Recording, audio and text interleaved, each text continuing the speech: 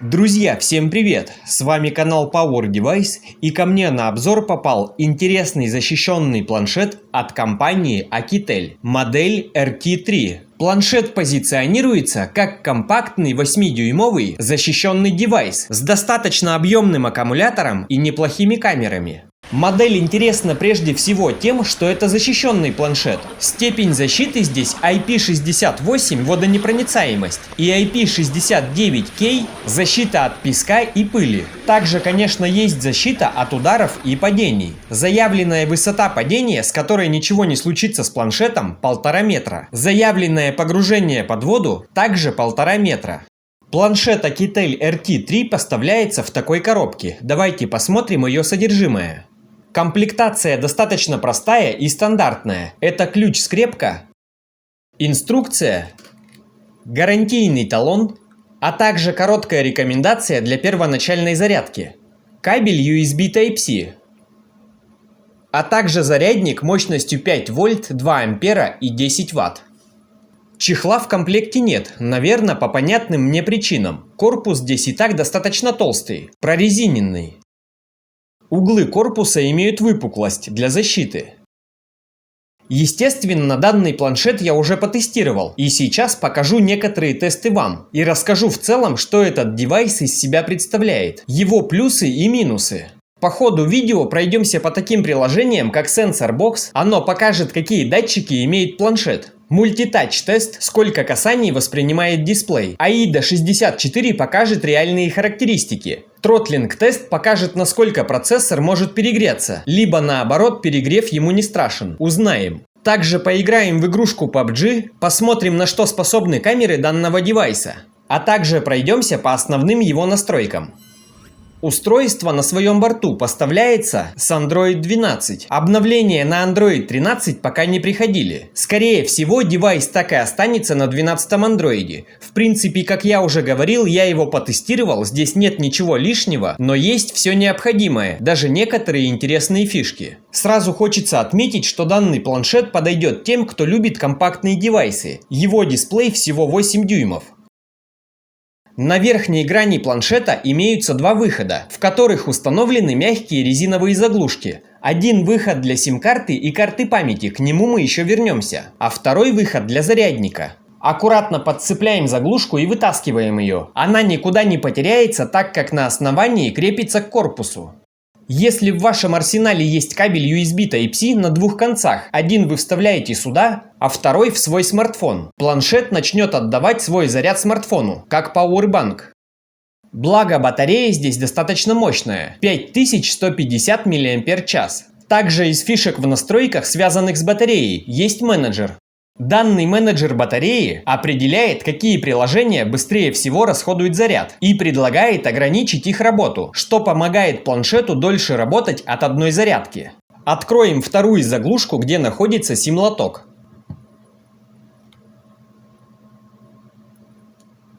При легком нажатии сим-лоток выезжает. Также на скрепке находится небольшой крюк. Им нужно подцепить лоток. Здесь можно установить две нано-сим-карты, либо одну сим-карту и карту памяти. Карта памяти до 1 терабайта. Немного ранее, когда я начал говорить про его компактность, здесь вырисовывался один небольшой минус. Это вес планшета. Он составляет 538 грамм. Такой вес вы можете почувствовать, держа планшет на одной руке. И, к примеру, если в такой позиции долго просматривать видео, рука устает. Это, несомненно, небольшой минус. Но, как я уже упоминал ранее, это обусловлено тем, что здесь достаточно емкая батарея и защищенный корпус. К слову говоря, друзья, держа в руках этот планшет, ощущается не только его вес, но и хорошая добротная сборка. Вы всеми кончиками пальцев понимаете, что он действительно защищен и что его вес оправдан. Просто так при падении этот планшет не разбить. На правой грани планшета находится качелька громкости и кнопка выключения. И, к сожалению, здесь нет сканера отпечатков пальцев. Если зайти в безопасность, то мы увидим только блокировку экрана и разблокировку по лицу. Если спуститься на нижнюю грань планшета, то мы увидим два стереодинамика. Это, несомненно, его плюс. Включим звук и протестируем.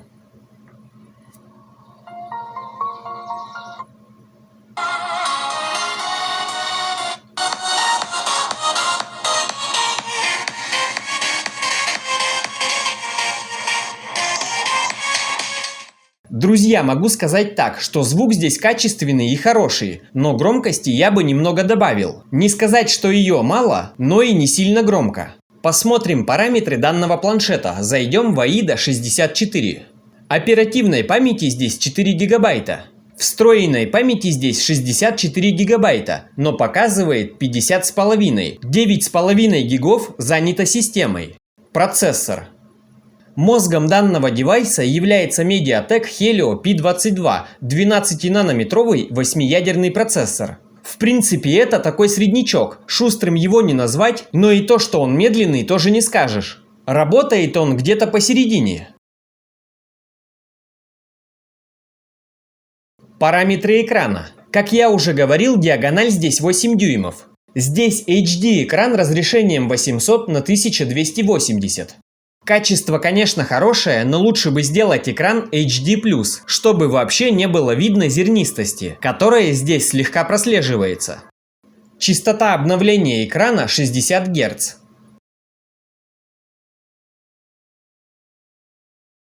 Батарея, как и заявлено, 5150 мАч. Откроем приложение SensorBox и посмотрим, какие датчики здесь установлены.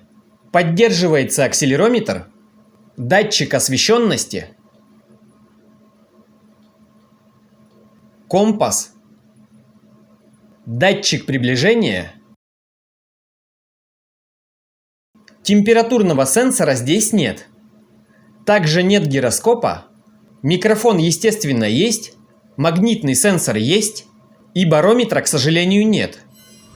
Давайте зайдем в настройки и посмотрим, какие фишки можно выделить на голом 12-м андроиде. Я уже, конечно, в них разбирался, сейчас просто покажу вам. Уведомления, всплывающие чаты. Если функция включена, некоторые разговоры будут появляться поверх всех окон в виде всплывающих значков. Для тех, кому будет не хватать громкости на этом планшете, зайдем в звук. В самом низу улучшение звука. По умолчанию эта галочка выключена. Сейчас я ее включу. Это усилитель громкости динамика.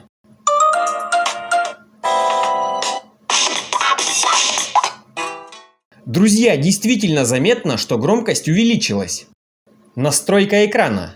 Естественно, здесь есть ночная тема, а также ночная подсветка, как ее еще называют, цветовая схема для чтения, которая щадит глаза. Пройдем в спецвозможности. В принципе, здесь стандартные гугловские спецвозможности. Например, можно озвучивать текст при его нажатии. Также можно убрать анимации. Теперь планшет будет отзываться на касание немного быстрее. Также в настройках есть такая функция под названием DuraSpeed. Если данная галочка активирована, то эта функция будет усыплять все эти приложения. Не усыпляются только те, на которых стоят галочки. Также здесь есть программное расширение оперативной памяти до 3 гигабайт. На планшете Akitel RT3 есть такие интересные предустановленные приложения, например, управление системой. Здесь вы можете очищать планшет от мусора. Например, чистить его кэш. Либо есть такая интересная функция, называется холодильная комната.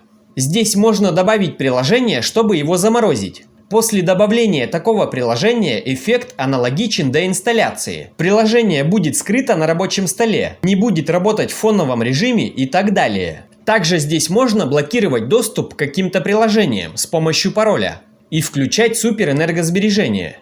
Если вам интересен набор предустановленных инструментов, то это компас, шумомер, настенный уровень, простой уровень, замер высоты, пульс, лупа, транспортир, отвес, рингтон тревога и зеркало. Единственное, по-моему, здесь не работает, это пульс. Он измеряется через камеру и работает как-то некорректно. Сразу вам об этом скажу. Что касается камеры данного планшета. Стандартная основная камера здесь 16 мегапикселей от Sony IMX519. Снимки она делает достаточно неплохие, детализированные.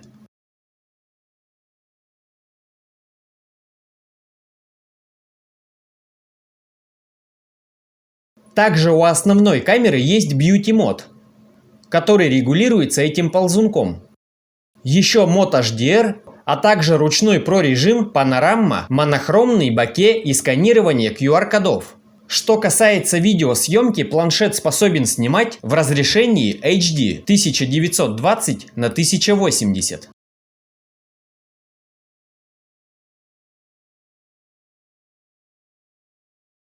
В данный момент вы можете слышать, как звук пишется на планшет Akitel RT3. А сейчас вы можете наблюдать фронтальную камеру на 8 мегапикселей. Сейчас предлагаю зайти в игру PUBG и посмотреть, насколько этот девайс будет производительный.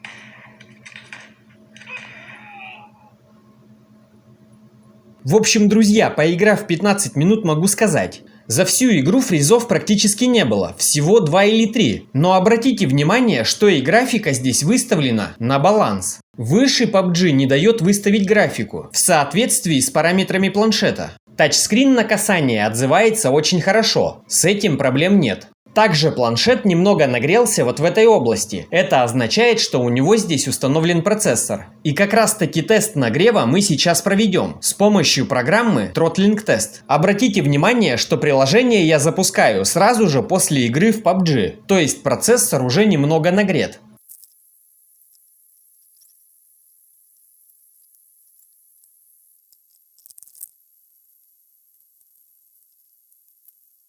Друзья, да, тротлинг здесь немного присутствует, это очевидно. Практически сразу шкала падает в желтую зону. Хоть и не сильно, но процессор сбрасывает свою частоту на ядрах, чтобы не перегреваться. Думаю, это еще обусловлено тем, что здесь толстый, ударопрочный корпус, поэтому процессор греется немного сильнее, чем задуманно. В общем, подводя итог, можно выделить такие плюсы и минусы. Большой плюс этого планшета – это его защищенность. Очевидно, что он без проблем выдержит падение из ваших рук. Воды, пыли и песка он также не боится. Вторым плюсом я бы выделил его компактность. Также у него хорошая батарея на 5150 мАч с реверсивной зарядкой, то есть функция пауэрбанка. Следующим плюсом выделю достаточно хорошую и качественную камеру в этом ценовом диапазоне. Также его голый Android не имеет ничего лишнего, при этом в нем есть некоторые нужные фишки.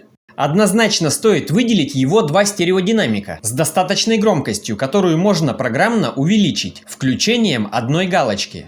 Теперь, что касается минусов. К первому небольшому минусу я бы отнес его дисплей, а точнее его разрешение. Хотелось бы, конечно, HD+, а не просто HD. Второе – это его вес, достаточно увесистый. Кому-то это может быть непривычно. Небольшой, но все же достаточный объем оперативной памяти – 4 гигабайта. Хотелось бы хотя бы 6. Но опять же в этом ценовом диапазоне для защищенного планшета этого вполне хватит. Что касается процессора этого планшета, я бы его поставил между минусами и плюсами, так сказать, на нейтральной территории. Как я уже говорил, его однозначно нельзя назвать шустрым, но и медленным его тоже не назовешь. Конечно же, повседневные задачи он выполняет, но все равно моим пожеланием было бы чуть более мощный процессор. Друзья, если у вас остались какие-то вопросы, пожалуйста, задавайте их в комментариях, постараюсь помочь. На этой ноте желаю вам только качественных девайсов и правильных настроек. И увидимся в следующих роликах. Всем пока!